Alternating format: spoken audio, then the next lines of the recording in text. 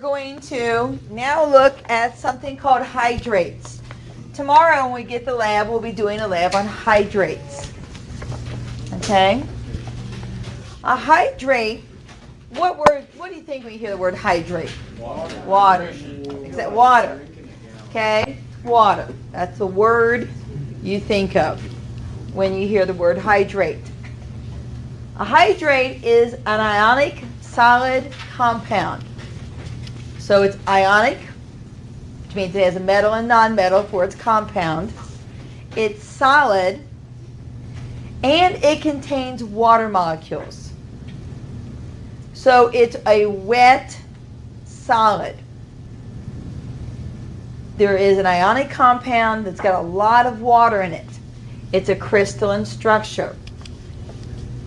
But the coolest part about hydrates is the fact that they appear to be perfectly dry.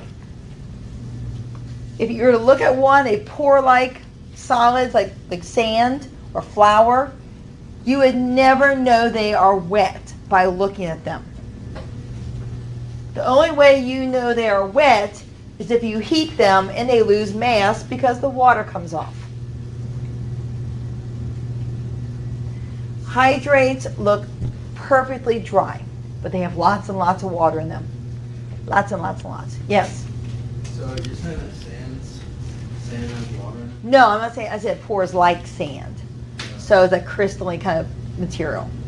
No. I was like, when you eat, No. when you eat The, sand. the like part. Or pours like a flour, you know, like it's that powdery material. Okay? Girls, I need you to make sure you turn around. Okay, face this way. Okay, there we go. Thank you. Okay? This is a hydrate being heated. This hydrate is a bluish color that turns a gray, light blue color when it's dried. When all the water's gone, it'll turn like an ashy color. This is what you'll be using tomorrow when you go back to lab. Most of my hydrates are just white crystalline materials.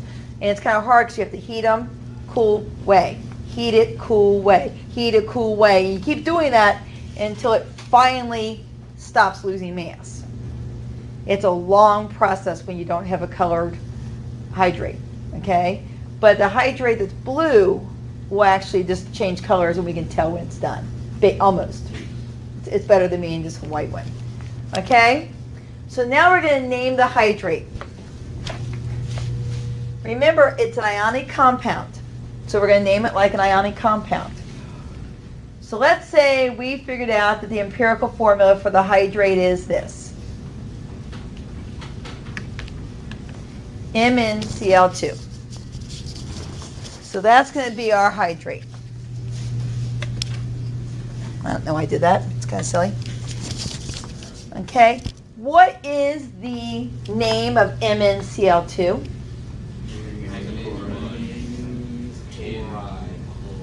Thank you. Manganese 2 chloride. If you cannot name by now, you don't see that and say manganese 2 chloride, you have got to practice.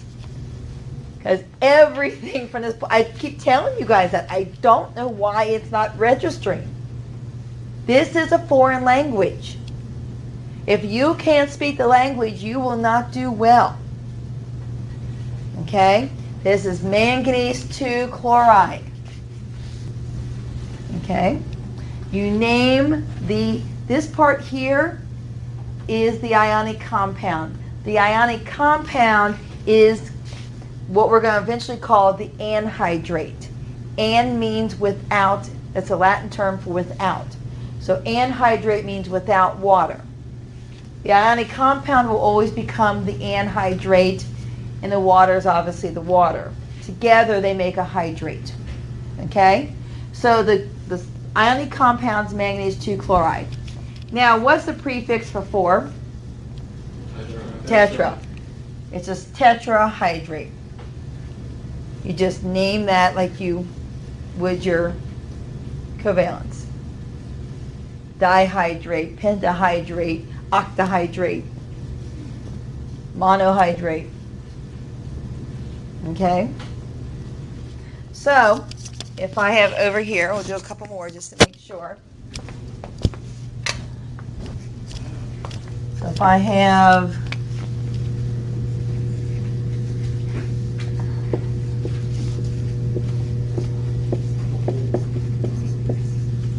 how would I name that?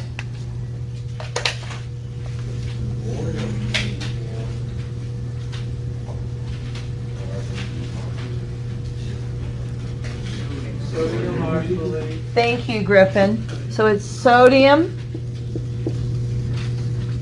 oxalate, and what's 6 is prefix? Hexahydrate. Does that make sense? It's pretty straightforward. Okay? So if I gave you this, let's see.